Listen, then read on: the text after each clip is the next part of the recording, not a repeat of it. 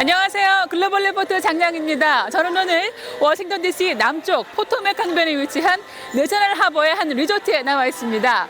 이곳에서는 매년 겨울마다 아이스라는 이름의 얼음 조각 전시회가 열리고 있는데요. 11회째를 맞은 올해 전시 주제는 미국의 유명한 어린이 그림책 그린치는 어떻게 크리스마스를 훔쳤는가입니다. 이 전시회는 중국 하얼빈에서 온 40여 명의 얼음 장인들이 직접 손으로 조각한 1,000톤이 넘는 알록달록한 얼음 작품들이 섭씨 영하 12도가 유지되는 1,400제곱미터 규모의 냉동 전시실에 전시되어 있는데요. 이 심술쟁이 그린치의 주요 장면들을 얼음 조각으로 구현해서 어린이들은 물론이고 어린 시절 그림책을 읽었던 어른들도 동심으로 돌아갑니다. 또 한 가지 얼음 미끄럼틀도 인기가 높은데요. 2층 건물 높이의 얼음 위에서 미끄러져 내려오면 영하 12도의 강추위는 순식간에 잊게 된다고 하네요. 입구에서 입장객들에게 파란색 겨울 코트를 빌려주지만 모자와 장갑은 필수고요.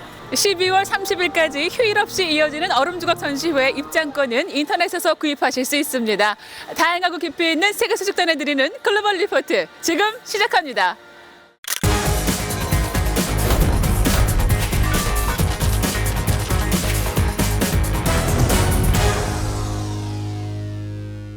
한 주간 전 세계인의 관심사를 해시태그로 살펴보는 해시태그 디스위크 시작합니다. 미국 대통령 선거가 1년도 남지 않은 지금 관련 내용들이 해시태그로 올라오고 있습니다. 현재까지는 탄핵 조사와 후보들의 난립으로 혼전 양상을 띠고 있는데요. 2020년 미국 대통령 선거 전망에 대해서는 잠시 후 클릭 글로벌 이슈에서 자세히 알아보겠습니다. 미국 워싱턴 동물원에서 태어난 대왕 판다 베이베이가 중국으로 돌아가 이번 주 주요 해시태그에 올랐습니다. 미국에서 판다가 태어나더라도 4살이 되면 중국으로 돌려보내야 한다는 양국 간 약정에 근거해 이루어진 조치인데요.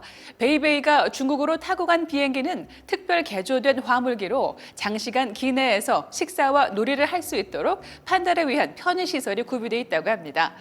중국에 도착한 베이베이는 후손을 낳기 위해 번식 프로그램에 참여할 예정입니다. 지난 19일 미국 상원이 홍콩 인권과 민주주의 법안을 만장일치로 통과시켜 이번 주 주요 해시태그에 올랐습니다. 법안은 20일 하원에서도 연이어 통과돼 도널드 트럼프 대통령의 서명만 남은 상황입니다. 중국 정부가 홍콩의 자치권을 위협한다고 여겨질 경우 미국 정부는 금융 허브 역할을 하는 홍콩에 경제 제재 조치를 내릴 수 있다는 내용입니다. 이에 중국 외교부는 크게 반발하며 미국의 내정 간섭을 중단하라고 요구했습니다. 아베 신조 일본 총리가 20일 역대 가장 오래 집권한 총리 기록을 경신하면서 이번 주 주요 해시태그에 올랐습니다. 아베 총리는 이날 재임 일수 2,887일을 기록해 20세기 초 총리를 지냈던 가스라다로 전 총리의 최장수 총리 기록을 넘어섰는데요. 하지만 최근 측근들의 잇단 비위가 터지고 정부 주최 벚꽃놀이 행사에서 국민 세금으로 지지자들을 접대했다는 의혹이 불거져 지지율이 50% 밑으로 떨어지는 등 녹록지 않은 나날을 보내고 있습니다. 프랑스 남부 툴루즈 인근의 현수교가 지난 18일 오전 출근 시간에 붕괴하며 인명사고를 내 이번 주 주요 해시태그에 올랐습니다. 차량 3대가 지나가던 도중에 사고가 나 15세 소녀와 트럭 운전사 1명이 사망했는데요. 프랑스 의회는 작년 이탈리아 제노바의 모란디 다리 붕괴로 43명의 사상자가 발생한 이후 프랑스의 노후 교량들도 특별 점검과 보수를 해야 한다고 지적한 바 있습니다. 이어지는 클릭 글로벌 이슈에서는 박수경 프로듀서가 2020년에 있을 미국 대통령 선거에 대해 자세히 설명해 드리겠습니다. They're using this impeachment hoax for their own political gain to try and damage the Republican Party and damage the president. The single most important thing we have to accomplish is defeat Donald Trump. 미국 대통령 선거가 이제 1년 앞으로 다가온 가운데 대권을 향한 현직 대통령과 도전자들의 행보가 한치 앞을 내다볼 수 없는 시계 제로 상황에 빠졌습니다. 트럼프 대통령은 우크라이나 스캔들로 인해 탄핵 조사를 당하는 와중에 직접 지지 유세를 펼쳤던 지방선거에서 패배하며 재선 가도에 큰 장애물을 만났고 이제 확실한 후보를 추려야 할 민주당 경선에서는 오히려 출마하겠다는 사람이 늘어나고 있어 레이스가 더욱 혼전 양상을 띨 전망인데요. 클릭 글로벌 이슈 오늘은 1년도 채 안 남은 미국 대통령 선거 전망에 대해 자세히 짚어보겠습니다. 먼저 야당인 민주당 상황부터 볼 텐데요. 조 바이든 전 부통령과 버니 샌더스 상원 의원, 엘리자베스 워런 상원 의원 등이 강력한 3강 구도를 형성하고 있지만 다크호스들의 추격에 아무도 승리를 장담할 수 없는 상황입니다. 바이든 전 부통령이 초반 선두 자리를 굳히는 듯했지만 부통령 시절 아들이 재직한 우크라이나의 회사를 위해 영향력을 행사했다는 의혹이 불거지면서 최근 지지율이 소폭 하락한 모양새입니다. 그 뒤를 샌더스와 워런 의원이 바짝 쫓고 있는데요. 이념 스펙트럼에서 가장 왼편에 있는 두 사람은 전국민 의료보험, 부유세 도입, 법인세 인상 등 진보적인 정책들로 주목받고 있습니다. 일정 수준 이상의 부자들에게서 부유세를 걷어 향후 수조 달러에 이르는 재원을 확보해 이 돈을 전국민 의료보험과 교육 개혁 등 서민을 위한 정책에 쓴다는 계획인데요. It's when you make it big. Pitch in 2 cents so everybody else gets a chance to make. 이 밖에도 대기업 해체, 학자금 대출 변제, 대학 무상교육 등 급진적인 공약들을 경쟁하듯 내놓고 있죠. 이런 공약들은 진보 진영의 지지를 받지만 대부분의 중도 유권자들로부터는 호응을 얻지 못한다는 지적이 나옵니다.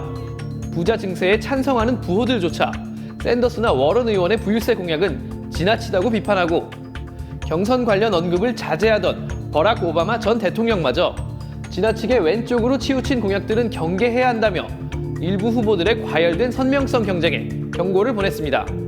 북한 문제와 관련해서는 바이든 전 부통령이 강력한 압박을 통해 북한 핵을 포기하게 만들어야 한다고 했지만 샌더스와 워런 의원은 대북 대화와 한반도 평화를 지지한다는 원론적인 입장만 밝혔을 뿐 정확한 대북 정책과는 아직 모호한 단계입니다.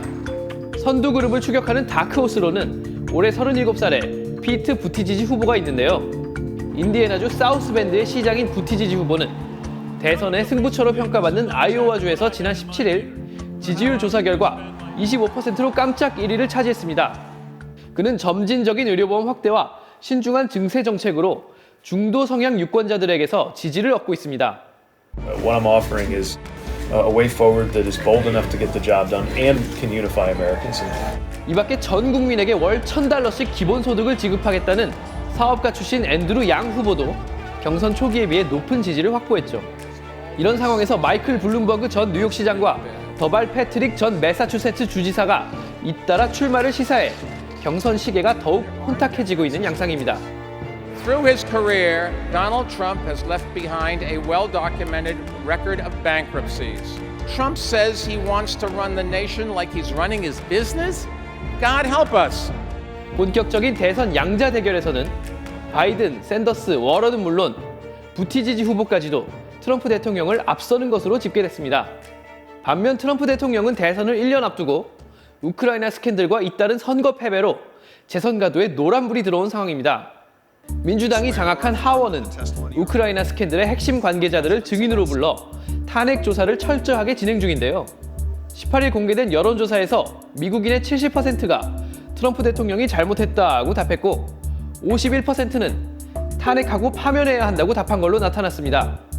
더구나 공화당은 민심의 풍향계라 할 수 있는 지방선거에서도 내리 고배를 마셨는데요. 특히 루이지애나와 켄터키 주지사 선거는 전통적으로 공화당 우세 지역인데다 대통령이 직접 지원 유세까지 나섰는데도 참패해 트럼프 대통령에게 아주 뼈아플 것이란 관측이 나옵니다. 자, 그렇다면 향후 대선 절차는 어떻게 진행될까요? 우선 눈여겨봐야 할 일정은 내년 2월 예정된 아이오와 코커스와 뉴햄프셔 프라이머리입니다. 이 두 개 주는 전통적으로 미국 50개 주 가운데 제일 먼저 경선 투표를 진행하는 곳인데요. 아이오와는 당원 투표, 뉴햄프셔는 일반인도 참여하는 투표를 통해 각 당의 대선 후보를 결정합니다. 일반적으로 아이오와 코커스는 두 자릿수인 후보군을 4-5명으로 줄이고 뉴햄프셔 프라이머리는 그것을 한두 명으로 압축하는 일종의 관문 역할을 하고 있는데요. 이 두 곳에서 승기를 쥐는 후보가 민주당의 대선 후보로 최종 지정될 가능성이 높습니다. 이어 3월 3일 슈퍼 화요일이 기다리고 있는데요. 캘리포니아와 텍사스, 버지니아 등 15개 주가 한꺼번에 코커스나 프라이머리를 실시하는 날로 인구가 많은 주요 주들의 표심이 공개되는 만큼 유력 후보의 윤곽이 어느 정도 드러날 것으로 보입니다. 이후 나머지 주에서 경선을 거쳐 최종 후보가 결정되면 각 당은 여름에 화려한 전당대회를 열어 대선 출마를 공식 선언하는데요. 민주당은 7월 위스콘신 미러키에서, 공화당은 8월 노스캐롤라이나 샬럿에서 전당대회를 계획하고 있습니다. 2020년 11월 3일 치러질 미국 대통령 선거. 트럼프 대통령이 재선에 성공하느냐, 아니면 새로운 제46대 대통령이 탄생하느냐. 누가 우세하다고 아직 장담할 수 없는 가운데 유권자들의 표심이 어디로 쏠릴지 세계의 눈이 미국으로 향하고 있습니다.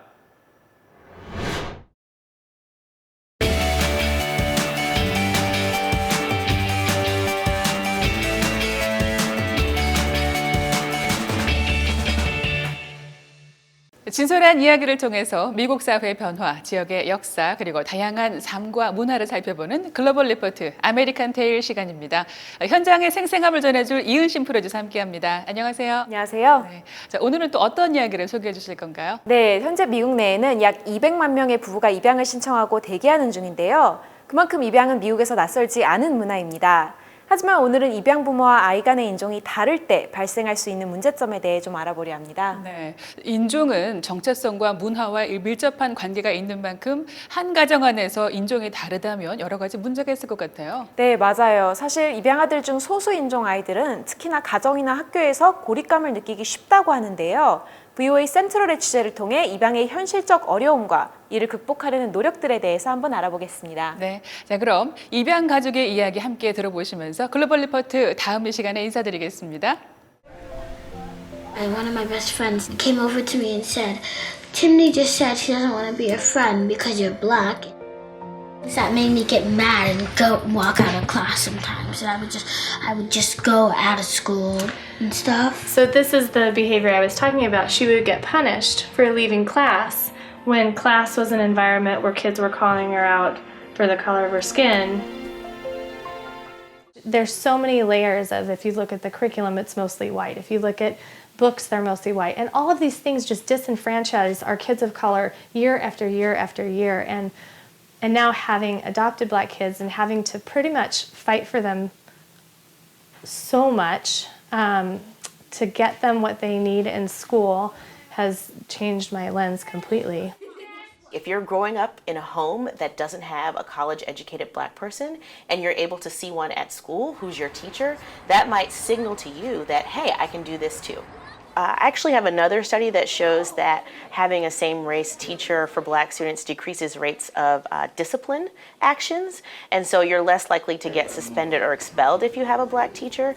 If you have a white teacher who isn't trained in cultural competency and how to work with diverse students, it might be harmful for students. I think everything that's happened to me at this school happened to me because I was black. A lot of people at this school had it out for me from the beginning. My principal was giving me a detention or something I didn't deserve. He has been, from kindergarten through, the only Afro-American male in his entire class, all the way through. I think that it was especially difficult for him going to school and not having anyone that looked like him that he could reach out to. Probably the worst incident we had was with the football team. He was the only black kid on the football team, the only one. He posted a picture of Zach going into the locker room after practice completely drenched. And it had been a hot day, and after practice, you know, they're all pretty sweaty, and it was a photo of him, and underneath it, it said, "This is Zach after a long day of picking cotton." I think it affected me a little bit for a while, and then I think I just kind of got used to it. The lessons I've learned as being a white mom and having black kids, how much institutionalized racism is in our school structure is absolutely phenomenal. And I never had to realize that before I had black kids. And yet this has been the truth for all black families as far back as we can remember. But because I'm white, I never had to look at that.